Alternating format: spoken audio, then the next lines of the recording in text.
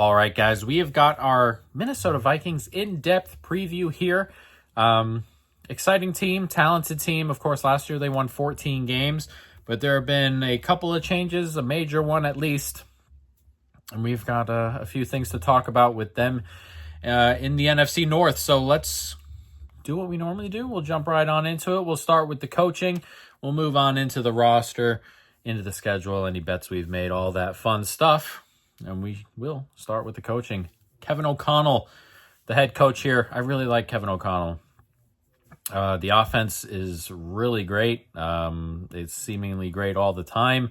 It's one of those systems that seems to be quarterback independent, which doesn't come around very often and is obviously pretty gigantic in terms of winning football games and stuff like that when your quarterback doesn't need to be a top 15-ish guy to win a lot of football games.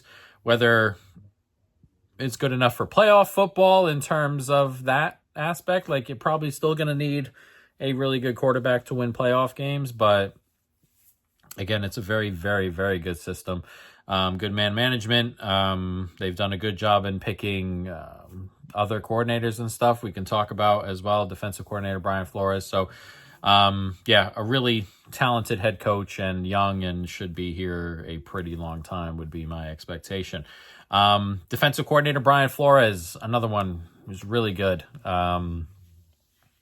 They probably, I don't want to say lucked into it a little bit, but he was probably just a little above his station being DC here still. Or below his station being DC here still. And again, really talented. Another one who can make more out of a roster that may not be, I'm not going to say this roster is not up to standard, but he's always getting more than the roster seems to give out on paper. So again, another very talented play caller on the defensive side and a good head coach who's talented on the offensive side. So it's a really nice marriage and a really, really good coaching staff. But let's jump into the roster. And we'll start with the big position here, the big change, quarterback J.J. McCarthy. Sam Howell is the backup. I'm not a Sam Howell guy. I don't think Sam Howell's an NFL guy. There's nothing you can really do to convince me with him. He makes too many turnover-worthy plays, takes a ton of really bad sacks. Just not someone I believe in, even at the backup position. But again, J.J. McCarthy, the starter here, obviously drafted last year early, number 11, I believe, and then had an injury, missed all of last season. That's what helped with the Sam Darnold stuff, who he's replacing. And Sam Darnold had a good year, and Sam Darnold's, we've talked about with the Seattle podcast, is an interesting quarterback. I don't think he's that good under duress, and this is a good offensive line, and last year was a good offensive line and held Darnold upright, which let him win those games. But you saw in their late losses, you get to that point where he's seeing a few ghosts here and there when the pressure is on, when there's a lot of defensive pressure, when they're getting in the backfield there, he is a completely different quarterback. And hopefully JJ doesn't have those issues. Again, we can't talk too much on JJ. Saw him at Michigan. I didn't love his passing stuff. Very mobile. An athlete, when you look at him, you don't expect it. But again, a decent athlete there and a little bit more mobile. And if he can be Sam Darnold, you're looking at a good football team. And being Sam Darnold is not something that's crazy, like high expectation type stuff. Again, it's his first year in the league, or he's going to be his first time playing games in the league in the regular season. And I can't tell you anything about how he's going to be as an NFL quarterback. But again, if he can be Sam Darnold, if he can be a more mobile Sam Darnold, you're looking at a higher ceiling. Again, I can't tell you.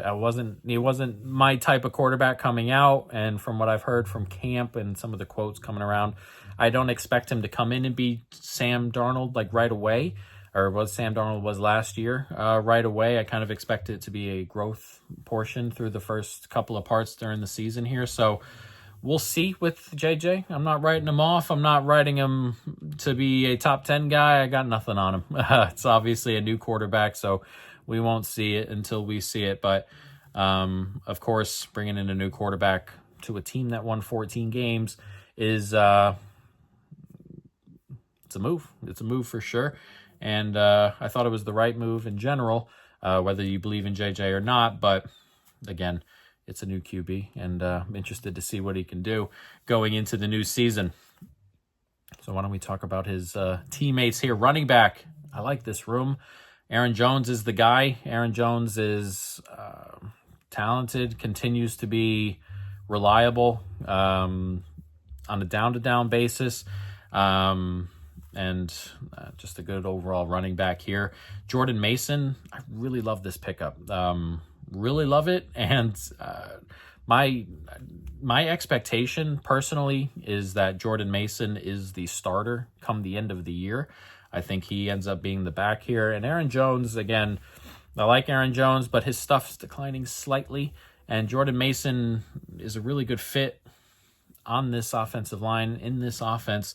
And you can keep Aaron Jones more healthy. You can keep him, coming in for specific spots if you need to. You can keep him coming in on like third down type stuff. There's a world here where Jordan Mason's like getting a majority of the stuff and Aaron Jones is getting the specialty stuff. And it's a really good marriage here for a running back who's getting slightly older and a running back I think is just getting ready to blow up a little bit. So I really like this running back room. Really, really like it. You have Xavier Scott's in here. Ty Chandler's solid enough just in case there are injuries. But again, we like the Jordan Mason addition. We like Aaron Jones. It's a good backfield. Wide receiver is interesting because it falls off pretty heavily after a bit here. You have Justin Jefferson, who's the best receiver in the NFL or the second best, depending on how you feel about Jamar Chase. He is a top 2 wide receiver and a future Hall of Famer. And we were last night just on stream, we were just looking at Chase's stuff. And then we were looking at JJ's like first 5 seasons where he's averaging like 97 yards a game. And he has 2 total lost fumbles his whole career. It's just an unbelievable wide receiver. And that's your one. It's a pretty good one. He's dealing with a little bit of a muscle thing. Going into the new season, I think he'll be okay, but just something to kind of look at early because, again, the fall off is huge here. Jordan Addison's the 2. He's like in the 40 to 50 range for me. Solid, not someone I'm going to build a team around or anything, but a good piece to have on offense. And, of course, Addison's going to miss the first 3 games of the next season through his suspension. So whether they find a trade, I imagine they find something to bring in here, whether that's through trade or if, they like somebody who's kind of floating around in free agency. I'm not so sure, but it's difficult to go in with JJ and nothing, which, again, everything after that I don't love. Jalen Naylor was like a bottom 30 wide receiver last year. Lucky Jackson, Ty Felton, Thomas, like, you're not getting a lot here. And the Vikings see that, which is why they're looking for a receiver. And, of course, Jordan Addison's suspension. I think if Jordan Addison wasn't suspended, they'd be looking for a receiver anyway. But, again, that exacerbates things and makes it pretty difficult for the offense just in general over the first 3 or 4 weeks of the season. So we'll see what happens there. Again, it's interesting because you got a decent to the best receiver in the NFL and nothing after that. It's a very, very weird room. But again, it's tough to kind of rate them low when you have JJ on the team. Tight end, another solid room. Really like this top 10 room for me. TJ Hawkinson's a really good player. There's not much more to say there. Excellent check down guy. He can go out and get catches down the field. He can move. He can do a whole variety of different things. He's an excellent tight end. Josh Oliver is the second tight end. He's also really good. This is a talented tight end room. I like Josh Oliver. I have no doubt Josh Oliver can come in and be an important part of the offense if he needed to be, and Hawkinson got hurt. So, again, no problems with the tight end room. A very good room. Offensive line. This is a top 10 unit. They add 3 players on the interior. Donovan Jackson comes in via the draft in the first round. Freeze and Kelly come over from the Colts. Kelly is a borderline top 10 center. Still very good. Freeze took a big step last year, and this is where the money was when he got moved on here. So I like the additions at guard. I like the additions at center. So you're adding top 10 center, a first-round pick at guard, which, again, when you're drafting like guards and you're getting first-round guards, when you can find good guards in round 2 and round 3, it's a lot of pedigree coming in the first round when you get a guard, which they have here with Donovan Jackson. And again, Will Freeze took a big step, and you're hoping he can just keep that going. And then you're surrounding them with 2 top 15 tackles, borderline top 10 tackles, a really good unit. So this is a really good unit. Have no doubt that it'll continue to be a good unit, and that's pretty good for the rookie quarterback sitting in behind. So we like the offense. We like the pieces. Obviously, you hope the wide receiver room could be a little bit deeper, but everything else, you just hope the QB hits, and off you go. So I really like all of those things. Defense. This is going to be interesting. I'm going to preface this by saying these rankings are probably a little bit lower than maybe expected. And I think scheme gets a lot more out of these guys than necessarily they're like on paper capable of. So why don't we go through it? Defensive line, solid for sure. Van Ginkel, really great last year, 11.5 sacks, played really, really well. I guess the caveat would be that his age curve is here. He's 30, going to be turning 31 soon. That's going to start dropping at some stage. Grenard is also really good, top 20 guy. So edge is in a good spot, assuming there's no drop-off for Van Ginkel. Dallas Turner, this is another, he's young still, moving into another year here where you hope he takes a step. Certainly capable of it. And again, he doesn't have to be the guy, which is important to me, I think. He can kind of come in on specialty occasions, and he can kind of come in when things are going poorly for the opposing offense, just in general, stuff like that, and get meaningful reps on situations that'll benefit him. So again, like that. Murphy's okay. Interior is kind of interesting. Jalen Redmond was good last year. Solid on the interior. And you hope he keeps being solid going forward. They bring in Jonathan Allen and they bring in Hargrave. And again, this is where the coaching comes into it. When Flores brings guys in and just turns them into like good players, that happens a ton. And I'm not saying Hargrave and Allen are bad players, but they've been bad for a bit. Like Jonathan Allen's been bad for 2 years, just genuinely.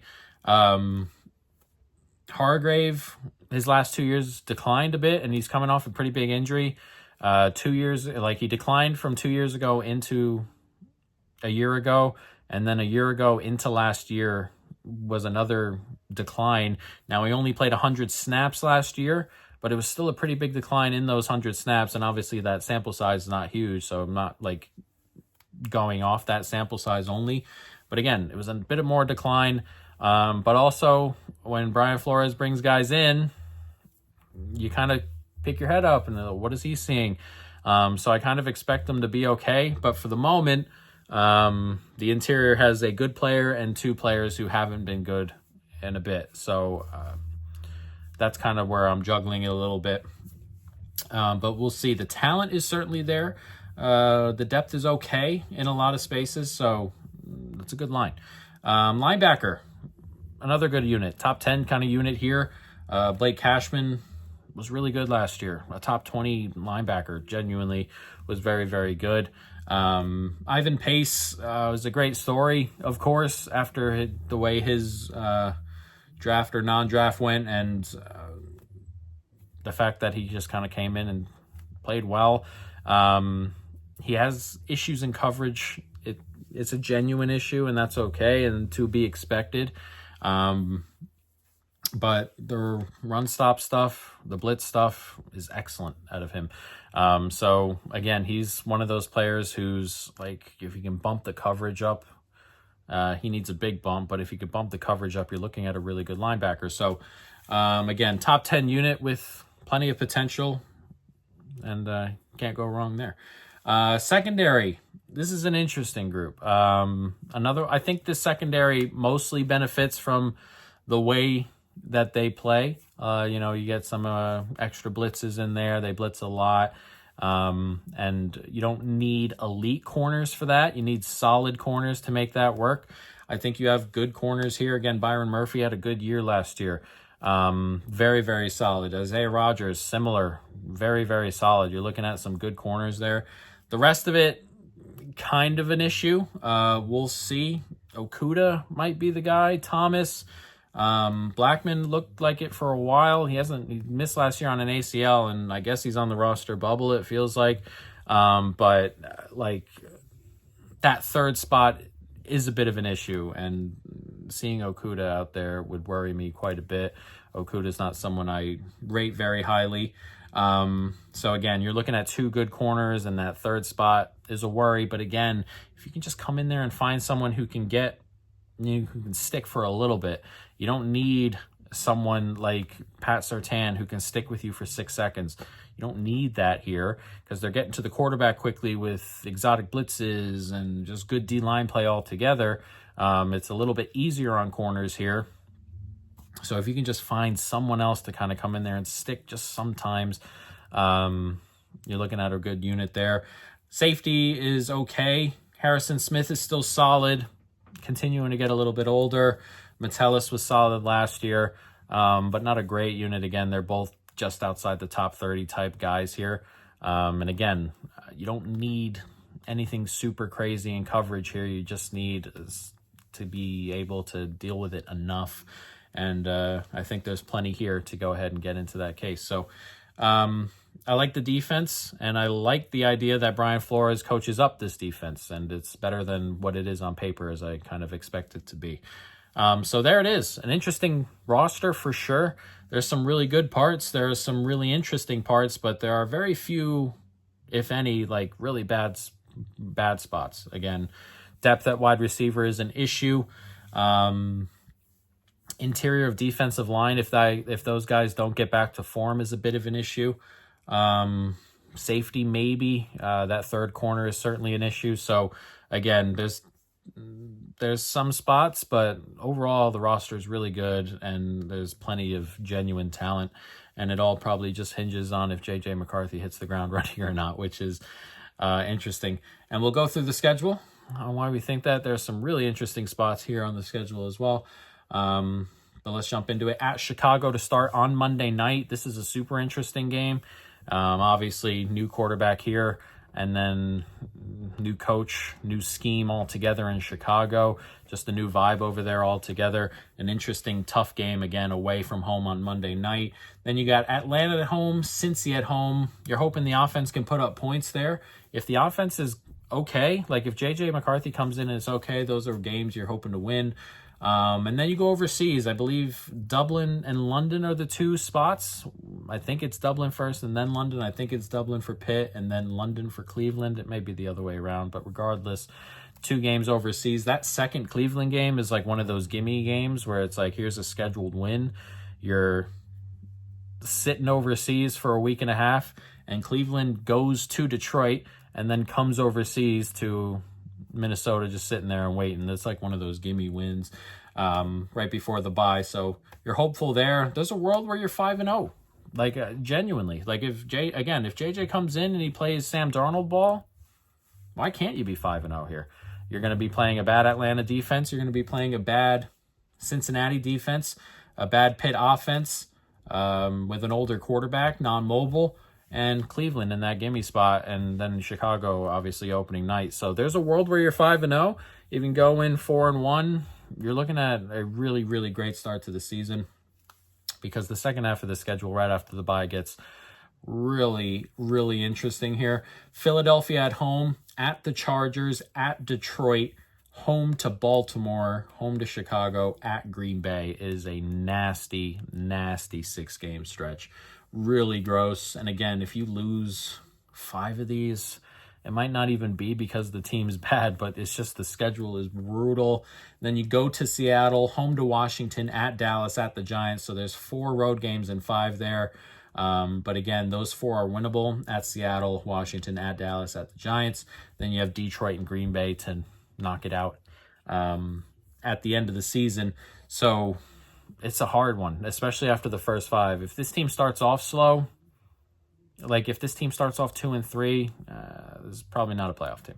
If you start off 3-2, it's a borderline playoff team, probably. So again, the schedule is not kind over the second half, and you're hopeful that you can get off to a good start here. But yeah, I don't have, in terms of just like future stuff, we have a couple future bets, but I'm not so sure if we have anything. We don't have any win total stuff. Again, the schedule is difficult and there's a lot of mystery here. But we are making a couple bets on Mr. Jordan Mason here, who I think ends up ending the year being the bulk guy. Jordan Mason, 5+ touchdowns at -225. That is a $3.50 bet for us in our challenge. Jordan Mason, 10+ TDs at +550, a 35-cent bet. And then Jordan Mason to have the most rushing TDs after 4 weeks, +3,000. That is a 10-cent bet for us in our $1 to $1 million challenge. Again, like the offensive line, like Jordan Mason, man. And again, I think he's going to get a lot of the goal line stuff. I think in the end, he's going to get a majority of the other stuff. Aaron Jones, older, picks up these little niggling injuries. There's chances of that. And then, again, the schedule over the first 4 weeks has spots where you can score points. Chicago, defensively, may take a step up, but it's still not like a top 10 type D. You have Atlanta, who's got bad on defense, and you should be able to run over Cincinnati, horrible on defense. And then you have Pitt overseas, and anything can happen over there. So I think there's a world here where Jordan Mason just is that touchdown guy, and we've made a couple of bets on it, and hopefully those cash, and hopefully for the Vikings, J.J. McCarthy hits the ground running, guys. But that's it. Minnesota Vikings.